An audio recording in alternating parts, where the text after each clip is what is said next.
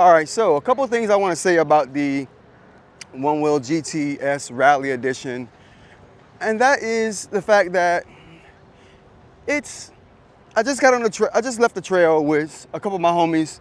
Shout out to Tom, shout out to Garrett, shout out to Santiago. We just had a blast at Boxers Trail, Fairmount Park. I think we did Trolley Trail as well. We did a couple of trails. And we did this one crazy trail at the end. But the point of the matter is, we went up a couple of trails, and the trails that we hit are down and uphill trails. And it's not just a downhill slope. There's varying degrees of slopes up and down. There's bonk opportunities going up some of these inclines. And the problem with the GTS has become apparent to me, and I'm going to go through some shapings. Shout out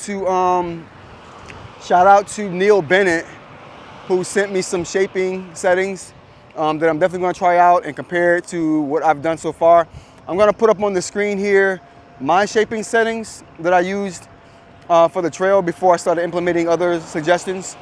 And I gotta say, the impression I'm coming away with after getting some extensive time on the trails with the GTS Rally is that it seems like it's specifically designed for downhill trails, like downhill sections, right?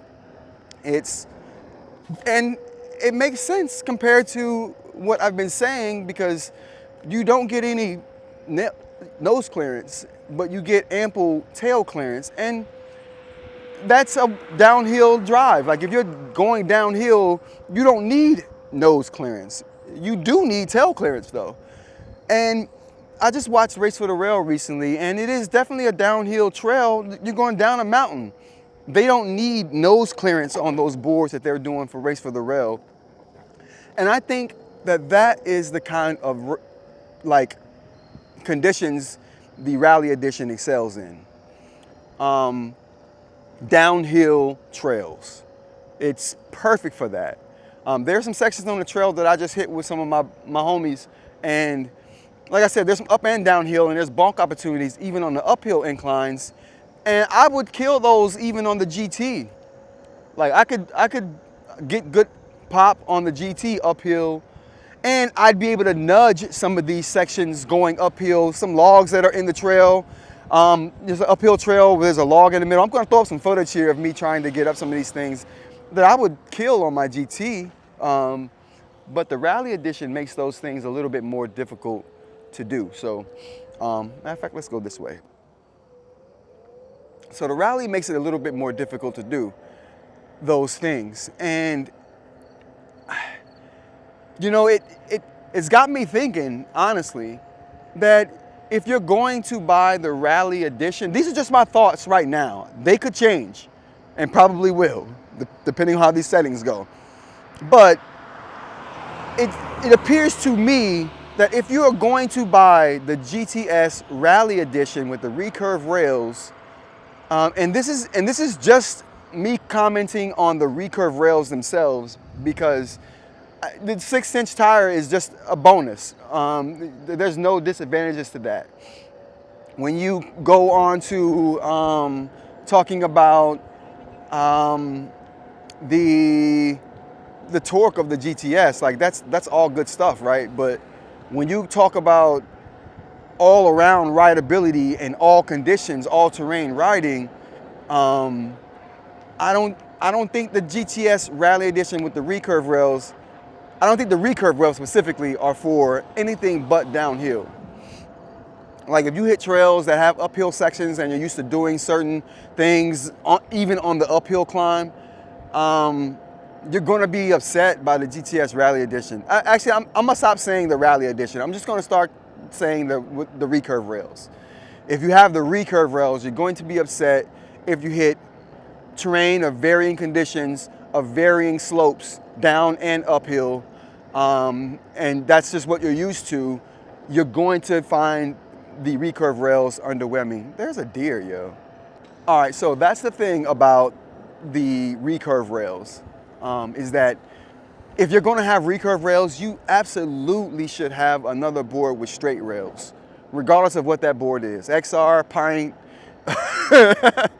the GT or the regular GTS, you're gonna want to hit up, you're gonna wanna have those straight rails for situations where you're gonna be doing uphill inclines. Like I said, a lot of the stuff that we hit here are gonna have uphill inclines that you're gonna have to climb. And they're fun sections that you can get a lot of air on, you know, with enough speed and power.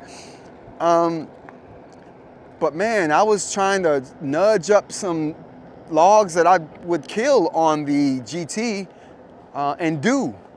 But with the Recurve Rail GTS, man, those things are so like almost impossible to do. So I hit a couple, but there are some that I couldn't hit that I would definitely have no problem with on the normal circumstances. So like, I'm really starting to think that this is a downhill board. And that's the takeaway I have today after hitting the trails. What else we have here? The nose dips too when you hit some downhill chunk. Like when you're hitting a downhill drop, obviously the nose is lower when you go into that drop than the rest of the board because of the stance of the recurve that you have to be in because of the recurve rails.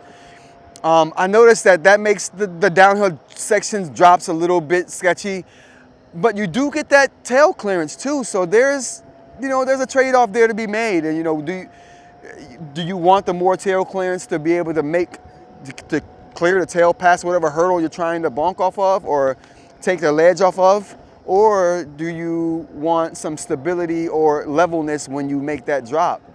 Because your feet almost have to be at an angled stance to be able to land squarely on that board, almost toe down when you do those downhill drops. So that's something to be aware of too. And that's something that you are going to encounter even with straight rails, but it's way more prevalent no matter what your settings are, I feel like, on the Recurve Rail GT. Like I said, awesome downhill board because of the clearance. But if you're doing varied terrain, varied slopes, you might want to reevaluate how you're approaching the purchase when you look at the Recurve Rails for your everyday riding, if this is going to be your only board. Now, if you're someone who has straight rails already, like I mentioned before, this is just an added bonus, right? This is just, you're going to be good no matter what. You got the straight rails, you got the Recurve, and that's all you need.